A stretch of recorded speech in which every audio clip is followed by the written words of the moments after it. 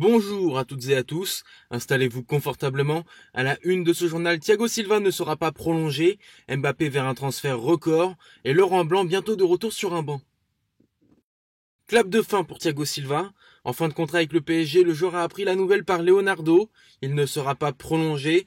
Après 8 longues années, l'histoire d'amour entre le Brésilien et le Parc des Princes touche à sa fin. Il espérait que le club lui fasse parvenir une prolongation d'une saison, histoire de dire au revoir aux supporters de la meilleure des manières. Il a été choqué d'apprendre qu'il ne sera plus parisien pour la saison 2020-2021.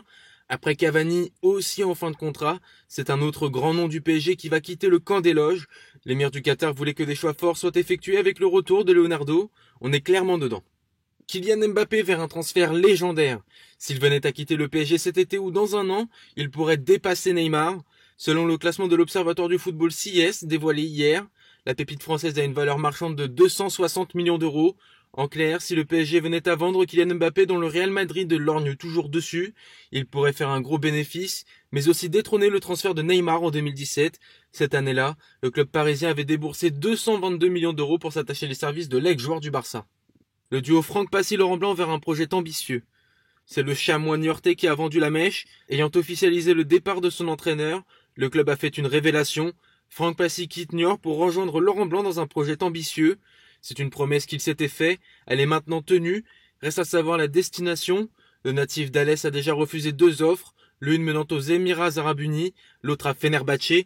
Pour le moment, le duo est annoncé en première ligue du côté de Newcastle. Le club sera bientôt sous pavillon saoudien et disposera donc de moyens économiques beaucoup plus importants. Un projet séduisant et ambitieux qui pourrait séduire le tandem. Paul Bernardoni à Angers. Le gardien de but de 23 ans s'est engagé pour 4 ans. Prêté à Nîmes, il aura fait les bonheurs des crocos. Mais à Bordeaux, il n'est pas le titulaire. Benoît Costil est préféré. Le SCO d'Angers n'a pas hésité une seule seconde pour s'attacher les services de l'international espoir français. Le montant de la transaction avoisinerait les 8 millions d'euros. Il devient par la même occasion le transfert le plus cher de l'histoire des Anjou. Et on termine avec une bonne nouvelle pour les supporters. Les fumigènes seront à nouveau autorisés dans les stades la saison prochaine. La ministre des Sports a donné son feu vert, mais à une seule condition, il faut que cela soit encadré. Les fumigènes comme les tribunes debout et les tifos relèvent de la dimension passionnelle, émotionnelle et artistique du supporterisme, a souligné Pierre Barthélémy, avocat de l'Association nationale des supporters. Voilà de quoi rajouter un peu d'ambiance et de caractère dans les tribunes des stades de Ligue 1, qui nous manquaient tant ces dernières années. C'est tout pour aujourd'hui. Je vous donne rendez-vous demain pour votre nouveau journal. À bientôt sur Foot 01.